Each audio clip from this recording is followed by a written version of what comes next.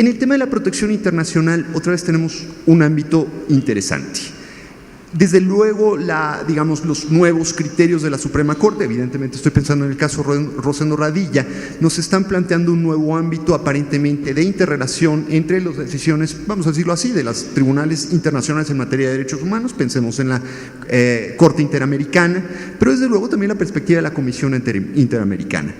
La pregunta aquí importante es, ¿en qué condiciones debemos los mexicanos acudir a los sistemas de protección internacional? Probablemente aquí lo que tendríamos que recuperar es una visión subsidiaria, como los propios organismos interamericanos lo reconocen en ese sentido. Pero el espacio que habría que llenar ahí me parece que está claramente dentro de las comisiones y como complemento el resto del sistema de protecciones que tendríamos en México. Esto es algo que tendríamos que dibujar. Idealmente, si nuestro sistema está funcionando, me parece que no debieran existir casos mexicanos ni en la Comisión Interamericana ni en la Corte Interamericana. Esa sería una señal de que nuestro sistema está funcionando y una medida específica. Pero, bueno, tendríamos que ver. Los retos, paso a los retos a la luz de esto, dentro de lo que podríamos denominar la configuración institucional. El primer punto es que no veo novedades en cuanto a los principios que orientan la actuación de las comisiones. ¿Novedades en qué sentido? En la conceptualización de los derechos humanos y desde luego también en la construcción del prestigio como la herramienta fundamental para la operación de una comisión. Una comisión no es un organismo jurisdiccional, una comisión tiene un capital sustentado en su prestigio. Si no tiene prestigio, me temo que estamos hablando de otro tipo de órgano, pero no tenemos una comisión propiamente dicha, al menos no operativa dentro del entramado institucional. Por lo tanto, la tutela del prestigio me parece que es uno de los elementos fundamentales para la operación de nuestras comisiones. Y esto nos lleva a una discusión no menor. La discusión no menor es precisamente la definición de los alcances de los derechos humanos. Los derechos humanos no son unívocos y en ese sentido es muy probable que existan muchos criterios sobre los alcances y temas evidentemente polémicos. ¿Cómo velar el prestigio de una institución a la luz de la incorporación de este tipo de cuestiones? ¿Sí? Otra vez, un tema no menor. ¿Sí? Podríamos estar de acuerdo en ciertas cuestiones como evidentemente violatorias de derechos fundamentales que sin embargo pueden generar cierta perspectiva de consenso social. ¿Cómo defender esto? ¿Sí? Aquí eso es un punto no menor, me parece, donde tendríamos que tener muy claro cuál es el tipo de apoyo y el tipo de construcción que requerimos de nuestras comisiones y del funcionamiento de quienes están detrás de ellas. La construcción nacional de los derechos y desde la perspectiva de la subsidiariedad también nos plantean otro tipo de problemas, una ampliación de las competencias, por ejemplo el tema laboral.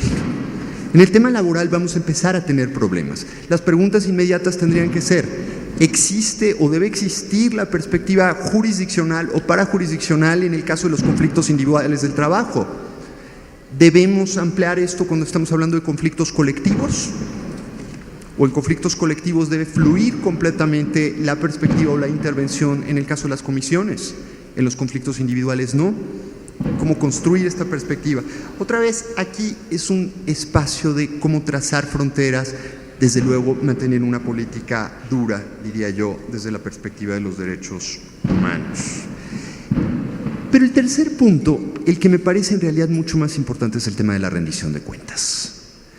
La rendición de cuentas me parece que es el espacio donde cierra la actuación una comisión. ¿Cómo debe rendir cuentas una actuación sobre su funcionamiento? Primeros puntos donde tendríamos que tener muy claro. Las comisiones en muy buena medida pueden operar de oficio. ¿Cómo generan su agenda? ¿En qué condiciones? ¿Y cuál es la justificación en la construcción de la agenda? ¿Sí? Desde luego tienen programas, los programas los explicitan y desde luego rinden informes. ¿Eso es suficiente o en qué condiciones deben justificar sus posicionamientos? El segundo punto es la justificación en cuanto a los criterios específicos. Una vez que se toma un criterio, o desde luego un criterio para seleccionar un caso, ¿por qué seleccionar casos determinados y en qué condiciones? Cuando hablamos de derechos humanos podemos entrar a un espacio muy amplio. cómo estructurar una política clara que nos permita justificar específicamente caso por caso los criterios de selección y la construcción de un incentivo para modificar políticas públicas en los espacios donde se considere que existe afectación a los derechos humanos. La construcción operativa. En la construcción operativa, por ejemplo, el ámbito de las medidas cautelares. El ámbito de las medidas cautelares nuevamente nos coloca en una situación parajurisdiccional, si quieren ustedes. Otra vez, es un espacio donde me parece que hay muchos temas que tendríamos que resolver. Finalmente, ¿qué implica toda esta reorganización a la luz de estos retos? Los retos, estoy tratando de ser muy breve, pero simplemente para plantearlos y hacia dónde podríamos ir. Desde luego necesitaríamos integrar o revisar si nuestras comisiones están equipadas, primero, para realizar una función. La función me parece sustantiva de construir una cultura de los derechos humanos. La segunda es la supervisión continua, pero la tercera, que puede ser la más delicada, en qué situaciones se debe actuar y en qué situaciones no se debe actuar y bajo qué perspectiva. En el fondo, la construcción operativa de una comisión de derechos humanos me parece que tiene que tener muy claros estos puntos y debe rendir cuentas en esas condiciones. Y ese es, me parece, el reto, porque el reto constituye precisamente el prestigio sobre el cual debe recaer el funcionamiento de una comisión. Hasta aquí lo dejaría. Muchas gracias.